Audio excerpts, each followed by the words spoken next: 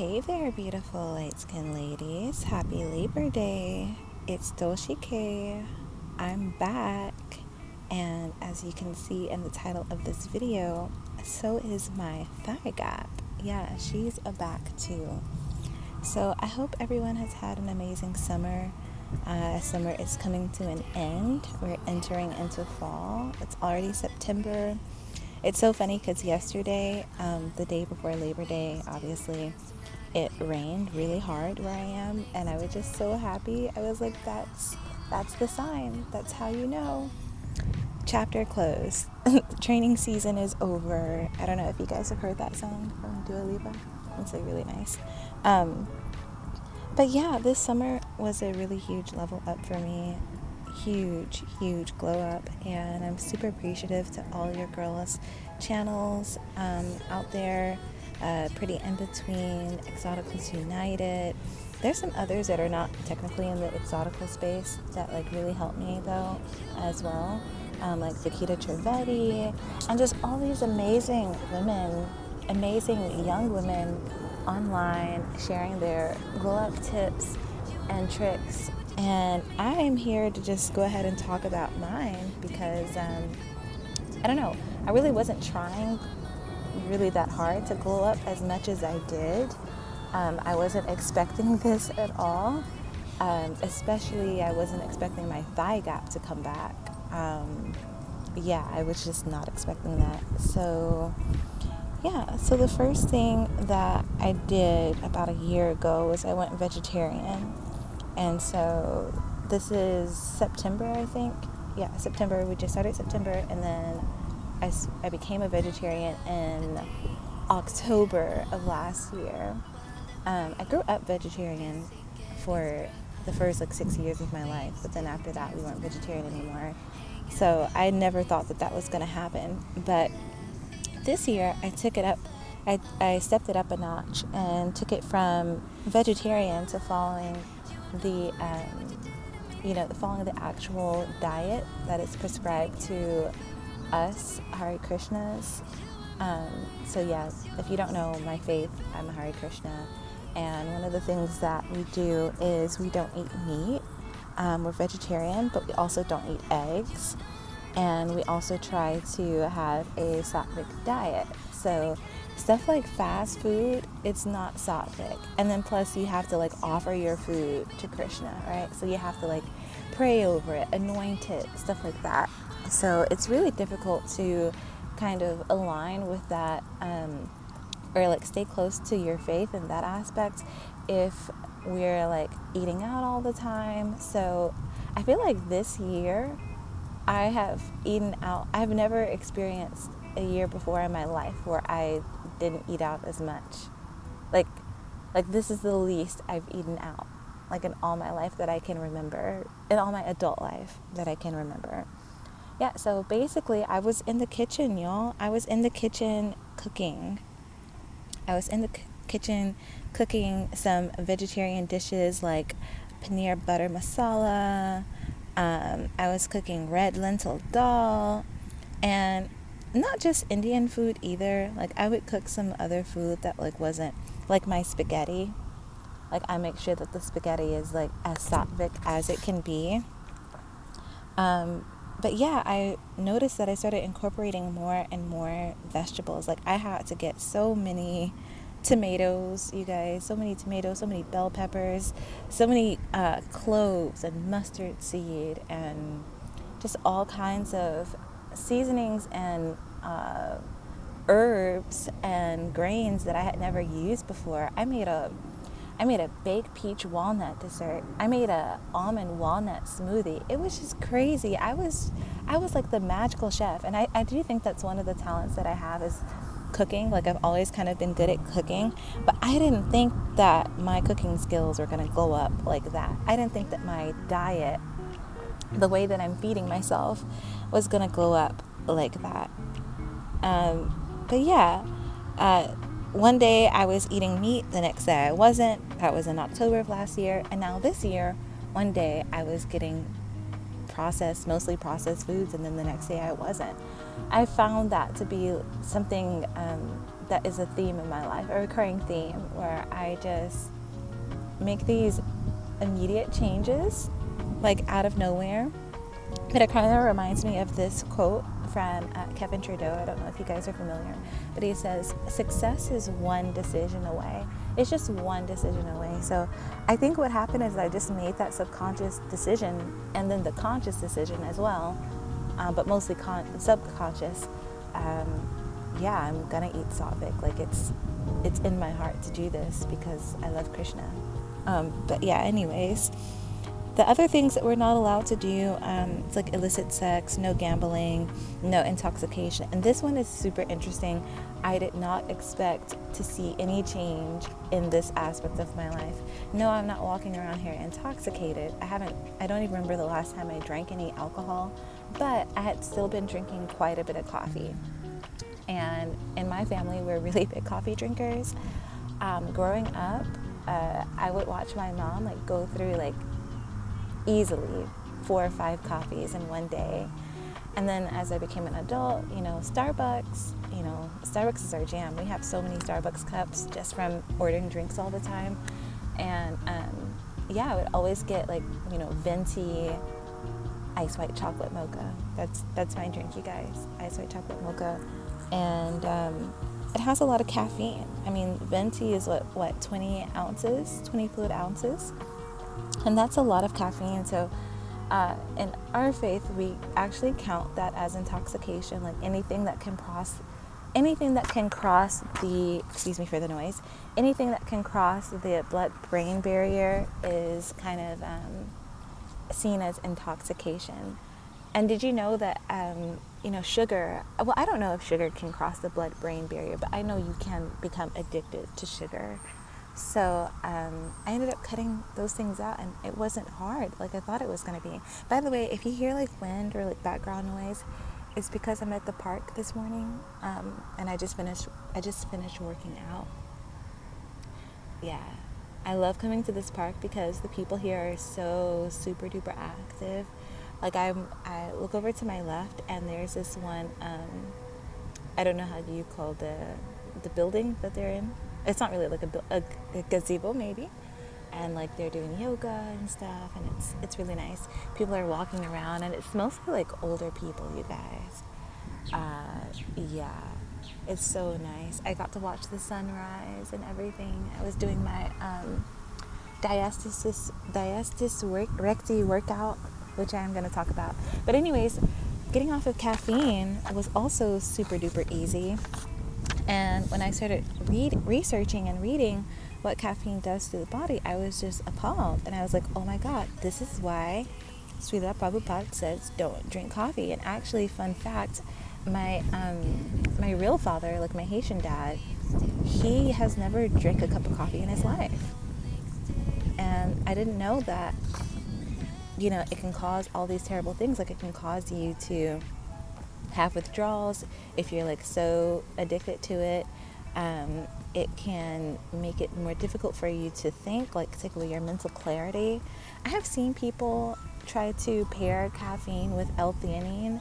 I don't know if that really works. I don't know if that really works, but I can speak to L-theanine by itself. It's absolutely amazing for mental clarity. But anyways, what did I do?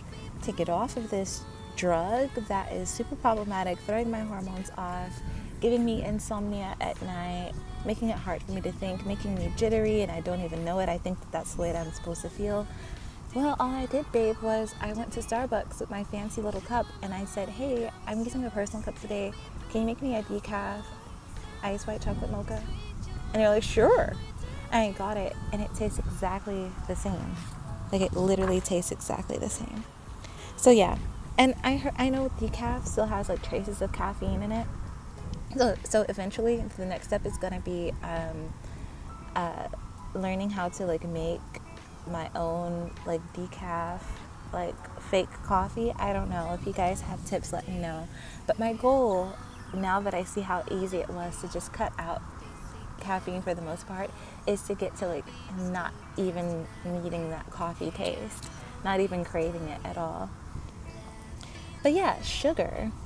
I don't really even know exactly when I don't even know when exactly I stopped eating sugar. And when I say sugar, I'm talking about the zebra cakes, the Tony's Chocolonely, the brownies, the I'm not talking about sugar that comes from like fruits or and honestly, I don't even have a bag of sugar in my house. I use what is that called? Stevia? Or no, I don't use stevia. I use Truvia. But yeah, I don't know exactly when that happened. I think I just had a desire, and this is why I love pairing everything with spirituality, because it's my favorite form of privilege stacking, if you will.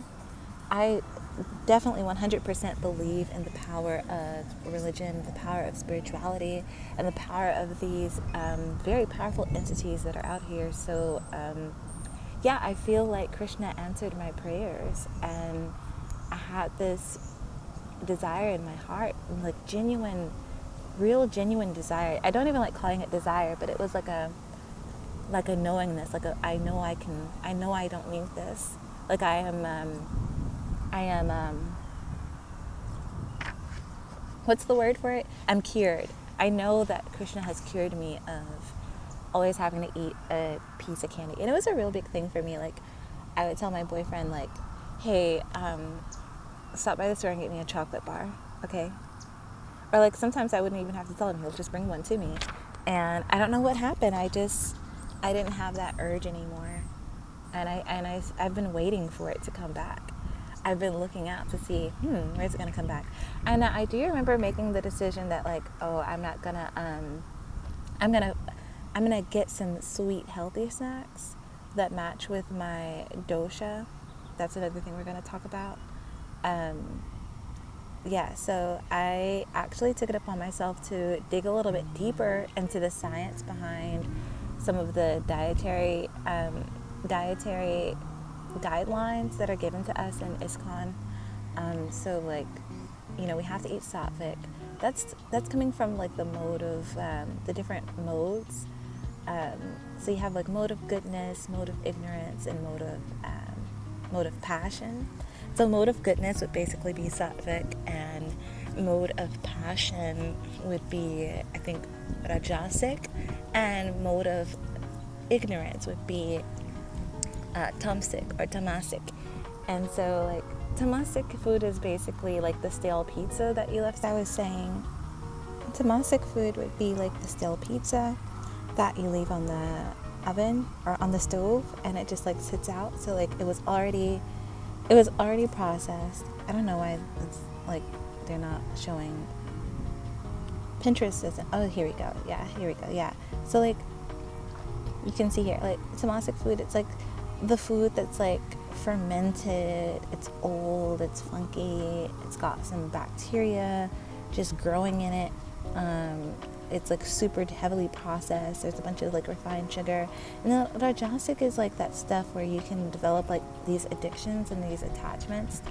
So like eggs and coffee and chocolate and stuff that's like super duper stimulating, stuff that's like very spicy, or like, when you go to there's some Chinese food places that also sell like fried chicken, and the way that they cook the fried chicken, it has like something in I don't know, it kind of tastes like umami, but I'm not sure. It's something in the batter that just makes you feel like you can't stop eating it. But then like if you try to eat it the next day, it's disgusting. I don't know. Have you ever had that experience? I don't know if you guys know what I'm talking about. But yeah, I started to get into the science more of that and really learn about, okay, what are my options here? And then I even went deeper to find out my dosha and what foods to avoid, like what foods work with my my body, because I have a very, very high metabolism and I naturally fast. And people with my dosha, vata dosha, were usually very thin. But just because you're thin doesn't mean that you're healthy. So, or doesn't mean that, everything inside is balanced, or it doesn't mean that your gut is clean. But yeah, that was a huge glow up in my area. In my diet, I didn't think that I was going to ever get rid of eating chocolate like that. My grandma, my Haitian grandma, she never ate chocolate. It's so funny because I had two grandmas. One hated chocolate, and the other one, she would be the person eating like 5 Reese's bars, 5 Reese's cups, like every single day, every single night. And I don't know how she never became diabetic. And she's still living. Like she's 80, 85, 86, and she's still alive. She has dementia, but I mean, she's still alive. But yeah, I don't know how she did that. I would never ever want to do that. And I don't know how my other grandma, how she avoided chocolate altogether. I don't know, maybe she really just didn't like it. I don't know. But yeah, next level of glow up in my area was my hair routine. My hair routine had a huge glow up this year. In the beginning of January, I was starting to learn more about my hair from a scientific perspective. I started learning about strategies to actually find good licensed cosmetologists. Girl, I paid to join a group and everything. Okay, so that was a huge glow up for me. I feel royal and majestic with my hair, and it's just like, it's so easy. It's so easy now. And then also planning out like my self-care. So I mentioned earlier Vikita Trivedi. If you guys don't know Vikita Trivedi, check her out because her videos absolutely helped me. She had a whole rating checklist online that showed you, how you can rate yourself in these different aspects of your life. So for example, and it had like tiers. So I'm not trying to go to, excuse me guys, my phone is acting up. She had tiers, okay? So there was like, this is her.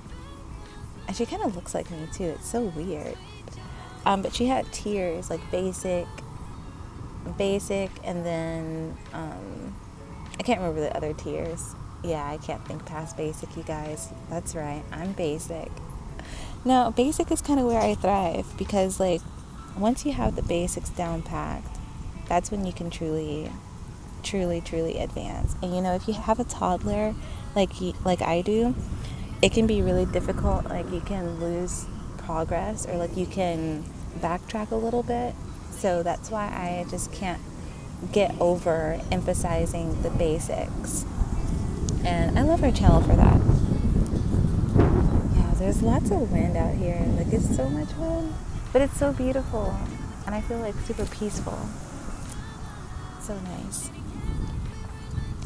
My next level up area was my mental and my emotional health. So there are some people close to me who are just not in as much of a privileged position to have like these very enlightened qualities, like being emotionally vulnerable or being sensitive or being compassionate. And I found that I had room for growth in that aspect as well.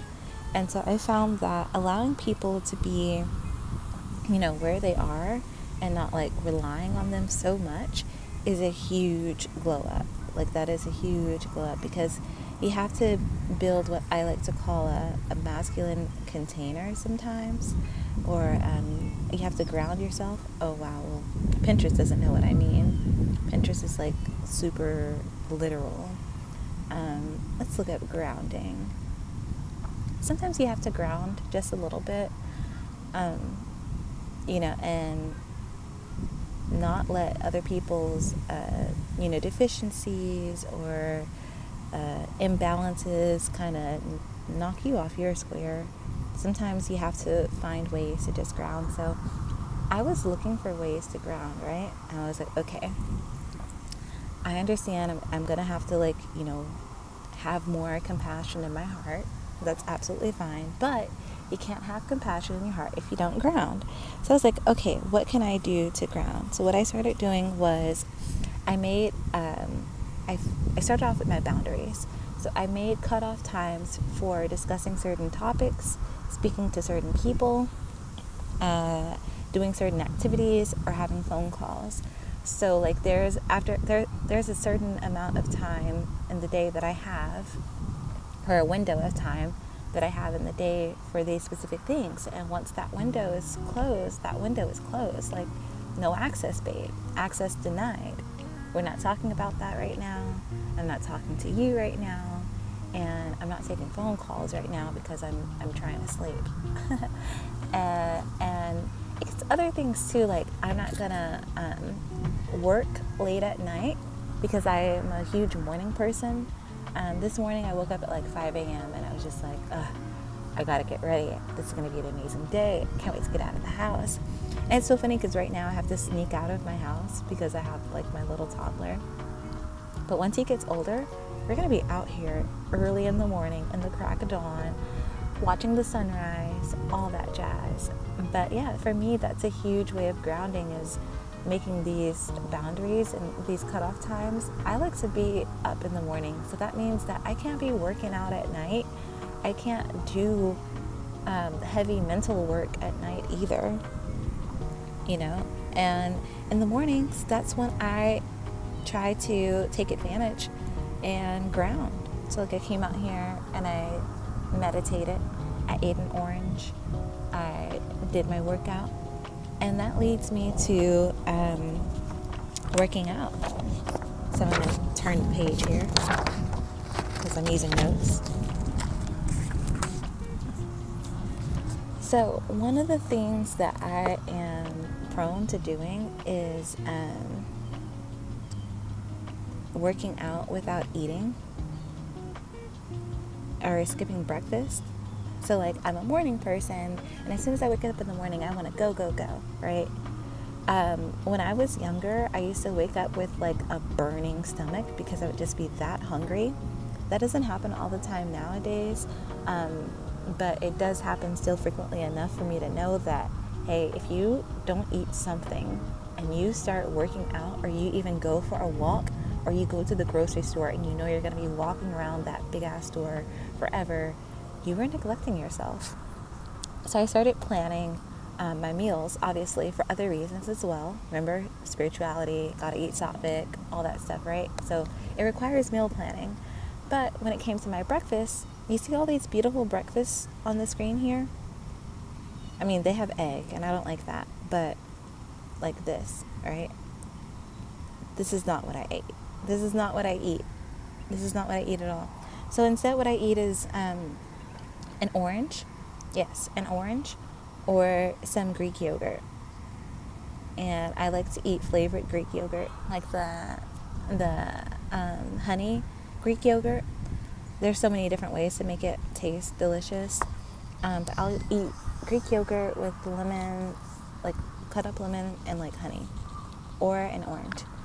I especially like the orange when it's time for me to go work out, because with me having a high metabolism, I'm one of those girlies that if I eat something and then I work out, my body is definitely gonna take in what I just ate. It's about to make use of what I just ate. And I like to do it right before I work out because food goes right through me. Like I metabolize it very quickly. Like the other day, this might be TMI, but the other day I was eating an avocado, and avocados are like really high in fiber. And I kid you not, like 6 minutes later, I was on the toilet. Yeah, so like I metabolize food like pretty darn fast. So this morning, I came here to the park with my orange, and I ate my orange. Back in the day when my mom and my dad used to work out together, they would eat the orange rind, like they would eat the orange peel. That I have not been able to work up the nerve to do that yet, but that's giving your body way more nutrients, right? Like just imagine how many more, and then you're gonna like use that. You're gonna use those nutrients that you just ate, and your body's gonna take it in. So you don't even have time to to pee it out or anything like that. Like your body is immediately like, oh my God, she's working out. She's making us do this and that. We gotta find some more resources. Oh, the orange. That's right. She ate the orange. Let's go get that and let's go put it into her muscles. Let's apply it to all of these other places. And so yeah, I've been working out, and I have been making that a part of my daily routine. Fun fact, I used to suffer really hard from postpartum depression that it made it hard for me to shower every day. And a long time ago, because like my toddler's a toddler now, so that was a long time ago, technically, like years ago. But I nipped that in the bud really quick, and I was like, you know what, Dulce K, you have to shower every single day. I don't care if you're depressed. I don't care if your mom died. I don't care. You gotta shower every single day. And I did that. So since I had a reference point for that type of energy and making that type of decision, I was like, you know what, Dulce K, you are going to work out every single day, come hell or hot water. Now you can't, and it has to be before bedtime, because you can't work out around or before bedtime. Like we don't do that. It doesn't work well for you. So you're not going to use working out to sabotage yourself, but you're going to work out every single day at the best time, if possible, that works for you. And I made that decision, and I have been doing it. And again, Vakita Trivedi's videos were like so amazing, because I definitely did use it to build my routine. The days that I was feeling shitty, like the days that I was, not feeling my best, for whatever reason. I'm a very sensitive person, you guys. Like, I'm a really, really sensitive person for some situations, in particular situations with some people. I'm very vulnerable. I love to let my emotions show, because that's my way of being there for myself. And what I learned is that when that happens, my routine also needs to be a part of it. It's like a huge symphony, right? So I'm conducting the symphony. That is my routine. And when it comes time for a shitty day, I'm going to conduct the symphony to like sound a little bit different, so that my day can slowly get a little bit better. I can like self-soothe, right? So I have two routines, is basically what I'm saying. So like on the days that I'm like, okay, you're feeling shitty, you don't want to work out, I just like stretch and meditate. I do some deep stretches, and then I do a 40-minute as meditation. My workouts every day, they're just like 20 minutes long. But on the days that I know I'm just feeling so shitty, I'm not even gonna work out. I basically just do a meditation, and I do specific meditations that make me feel better. And eventually I will do a video about this, but these are the types of exercises I've been doing. Diasis Recti exercises. I've been having a Tyla summer. I don't have a mommy pouch anymore. And that's another thing too, like taking out coffee really helped me feel better about working out, because I don't know about you, but coffee makes me feel bloated. Like caffeine specifically makes me feel very, very bloated. But yeah, that is basically all of the ways that I leveled up this summer. Oh, and one other thing with the Ayurveda. So Ayurveda isn't just about food, like it's about literally everything, like even down to like dental hygiene. And so I even started using like an Ayurvedic oral hygiene routine as well, and it's been absolutely amazing. And fun fact, if you like chant japa in the morning, like if you're Buddhist or if you're Hindu like me, and you have mala beads that you use to chant japa, like you chant Hare Krishna, Hare Krishna, Hare Krishna, Hare Krishna, Krishna Krishna, Hare Hare, Hare Ram, Hare Ram, Ram Ram, Hare Hare, or like any other chant. It doesn't have to be that one. Technically, you're supposed to make sure that your mouth is clean beforehand. I didn't know that, so I did not know that at all. How to chant japa. Oh, do I have to type it like that? Oh, Pinterest doesn't know japa. Okay, what about mala beads? Yeah, so these are what mala beads look like. Mine are not this pretty. Mine are made from neem. So let me show you.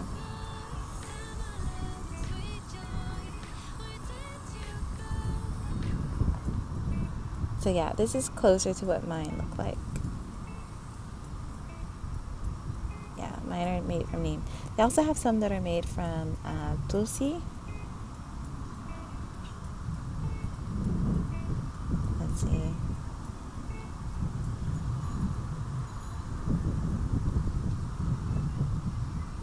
Yeah, these are so gorgeous. But yeah, that was my my glow up. Oh yeah, and then my thigh gap. Yeah, so I have been working out. So far it's been what, 10 days. Yeah. So all of these things have been like happening in layers. So like the caffeine thing happened like a couple months ago. Yeah, everything has just been coming in layers. The hair routine glow up happened in like, that took off in like January, February. Hair routine glow up took off in January, February. And then in about March-ish, April-ish, that's when I started to start cooking way more, like cooking more of my own food and just kind of replacing certain items. And then I think it was in July. Oh my God, July was such a tough month for me. It was, there was a lot of reflection happening in July.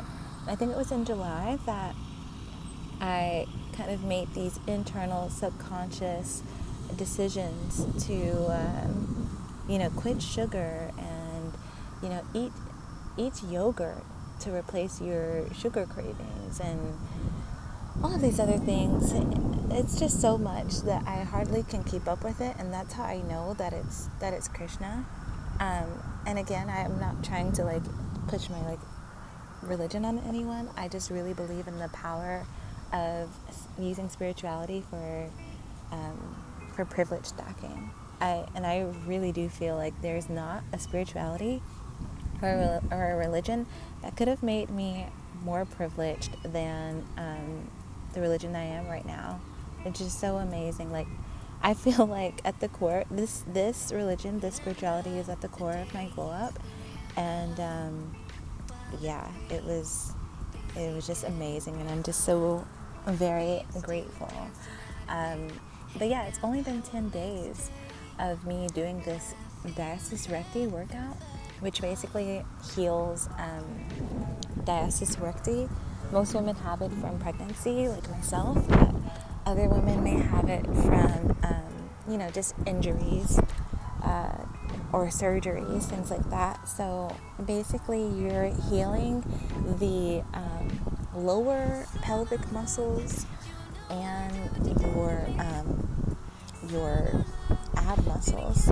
So your ab muscles, they kind of come together like a zipper, right? And so you'll know, like if you're a mom and you had your baby and you look down and you just see like blump and you don't feel any connection, start doing these exercises. But if you do feel some connection and you're able to zip it up, that's how you know that it's not fat that's drooping down there. Those are muscles that are drooping down there, because like you can just like zip it up, right?